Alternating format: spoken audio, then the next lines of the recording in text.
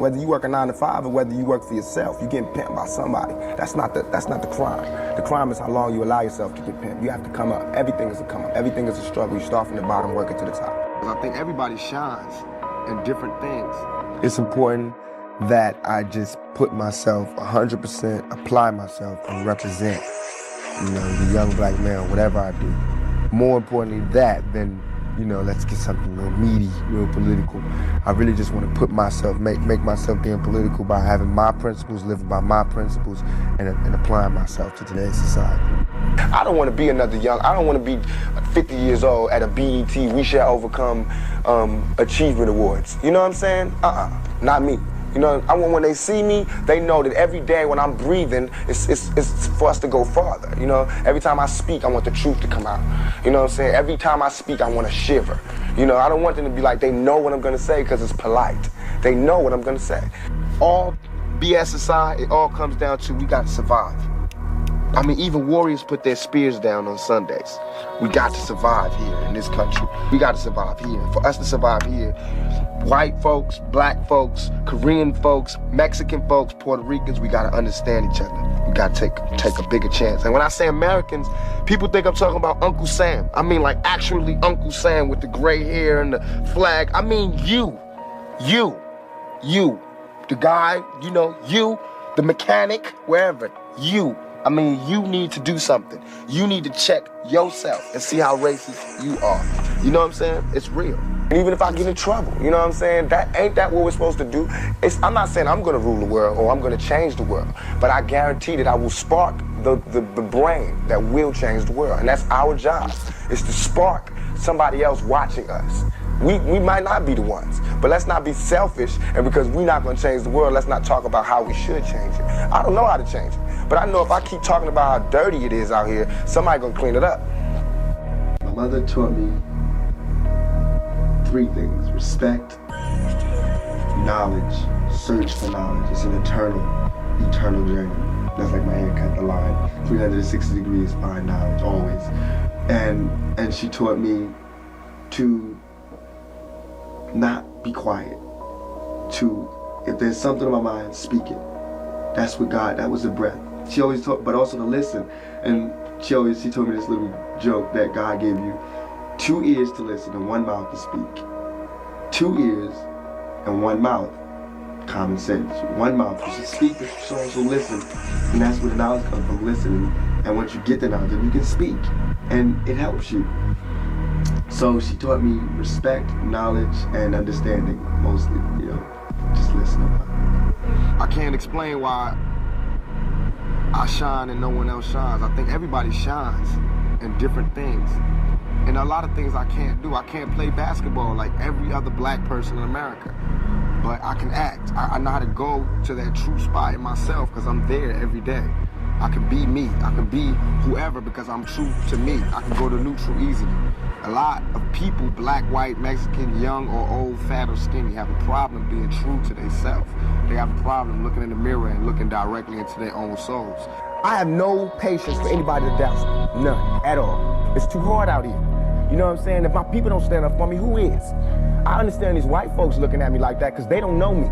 They didn't hear keep your head up. That ain't no fluke. Keep your head up ain't no goddamn come up. I didn't do that to be smiling in my face to say, oh, he's cool. I did that from my heart. So that if they do try to put a rape charge on me, my sisters could say he ain't about that. Now, if my sisters can't say that, you won't hear another keep your head up out my mouth.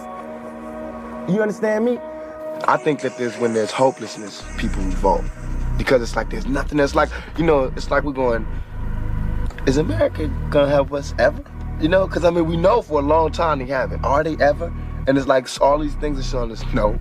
And there's somebody going, no, they're not gonna help you. No, they're not gonna help you. And then of course, we seeing, no, they're not helping us.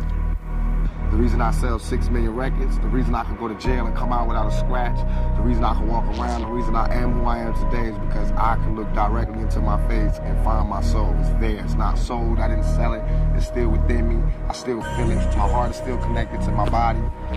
So I could, any character, I'm gonna bring that intensity, that truth, that honesty to it because I have to repay for that blessing. From Black Jesus, from God, I have to pay for that by shining. If he give you the voltage and you waste it, that's the curse. He gave me the voltage, I'm a shine. It's not mine, it's from God, it's God. Not that it's so special that nobody got it, but all of our gifts and blessings and our strengths and our weaknesses come from God. Come from Black Jesus or whoever, it comes from within you, you know what I mean? So, it's not really tricky. Everybody can do it if they just can go to that spot. I guess all the things that happened to me in my life allow me to go there easily. To be real, a role model. I want to be, instead of a role model, I want to be a real model. Because a role is a role, you know what I'm saying? If I always play like I'm so goody-goody, then somebody see me doing something bad that every human being has to go through, and they're going to go, wait a minute, he ain't cool, you know what I'm saying? Then I'll let him down. But if I be me, I can never let anybody down. Because I'm going to have to be me. I don't want anybody to follow me whatsoever. I don't want to argue. What I want you to do is to listen. And I'm telling you, in my album, in the movie, in this interview, hopefully I show people mistakes I made, and then they don't have to make that same mistake. About me being real and telling you exactly what I did and not glorifying it or making it look better, then they'll see it for exactly what it was. It's an experience. First of all, nobody could call me a sellout. I'm not going for that. I'm not even in that. I'm not looking for approval from the Black community because we don't give approval. You know, we don't really do nothing but exist. So it's not like Black people could tell me, you a sellout or you true blue. You know what I'm saying? It's not that. I'm not even caught up in that. But I can see that, you know what I'm saying? The one thing we do have in common as Black people is we share that poverty. So the thug side is more closer to the poverty than me being rich. You know, how can I come to any community center, you know what I'm saying, sporting a Rolex Presidential, all these diamonds, and be like, look, we, you know what I'm saying, gotta. But now, when I say we, they know what I mean. I'm not saying like I live in this neighborhood and nothing, but I'm a thug, and they thugs. They can relate to it. I don't even have to say that, you know what I'm saying? When I come, I don't have to say I'm real. They already know that, you know what I'm saying? From me being me, from not pushing the thugness, but I know from the business that everybody in this business is always whispering in your ear about what you can't say, what you can't do, what you can't wear in this world and in this world. It's two worlds, a white world and a Black world. All I did was stand in the middle, you know what I'm saying, and say I'm living in both worlds. I can go to the streets and survive, and I can go out here and do my business out here. If there's anything you want people to know about Tupac, what is it you like to say? Number one, when I diss y'all, meaning this, I mean like when you come up to me and I'm not giving you the kind of reaction that you think I should be giving you, it's not because I'm ungrateful, it's because I'm nervous, I'm paranoid, I just got out of jail, I've been shot, I've been cheated and lied and framed, and I just don't know how to deal with so many people giving me that much affection. I've never had that in my life. So if I do that, don't take it personal, try to understand me and see it for what it is. Now I understand what it's truly like to be like, not that I'm a fine ass nigga, but I understand what it's like to be a fine female going to the club and all the guys just rush you before you ready to be rushed. You know what I mean? And everybody's touching you before you ready to be touched. So now I have a better understanding of what it's like to be a woman. But I also have a better understanding on fans not making me do things. I'ma do it because I love y'all, because I do appreciate what you did. But when you make me do it, I don't want to do it. I don't care how many albums you bought. You know what I mean? My fans to me are people who follow me and is down for me, understand me, and no matter what people say, they know me because they know my actions.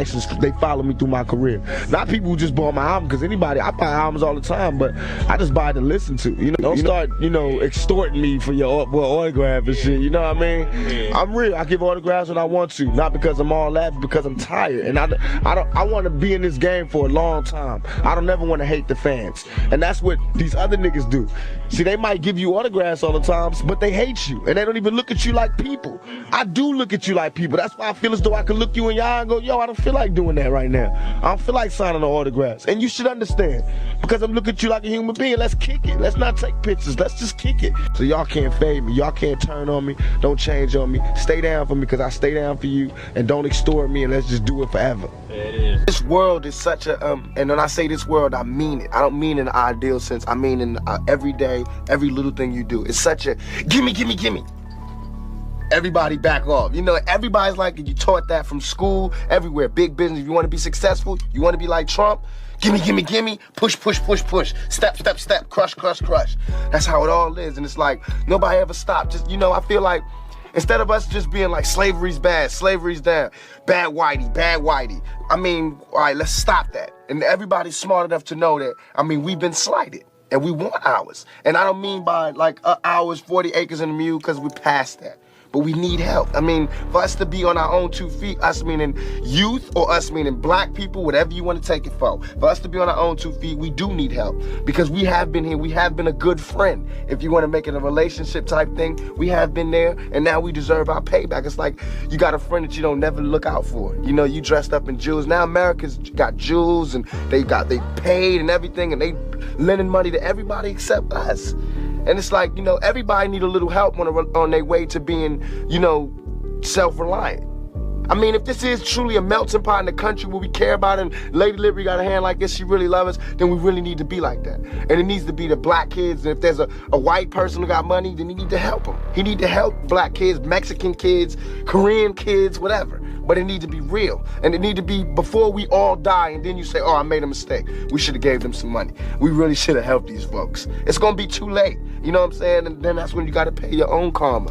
And that's when God make you punish. When God punishes you. I have a whole energy that represents not just black youth, but white youth, Mexican youth, you know what I'm saying? That change right before you go from being 18 and unresponsible to when you go to being like 21, 22, and the whole world's on your shoulders.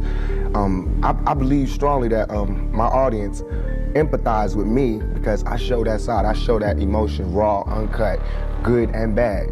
And so I think I can bring that more funnel, more directed into screenplays, more albums, producing, managing, you know what I'm saying? If I can figure out just how to control it, I can use it on a lot of different levels. I feel like, you know, it's too much money here. I mean, nobody should be hitting lotto for 36 million and we got people starving in the streets.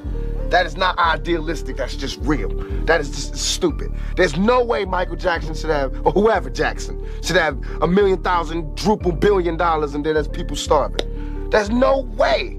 There's no way that these people should own planes and their people don't have houses, apartments, shacks, drawers, pants. I know you're rich. I know you got $40 billion, but can you just keep it to one house? You only need one house. And if you only got 2 kids, can you just keep it to 2 rooms? I mean, why have 52 rooms and you know there's somebody with no room? It just don't make sense to me. It don't. And then these people celebrate Christmas. They got big trees, huge trees, all the little trimmings. Everybody got gifts, and then somebody's starving. And they're having a white Christmas. They're having a great Christmas, eggnog and the whole nine. That's not fair to me.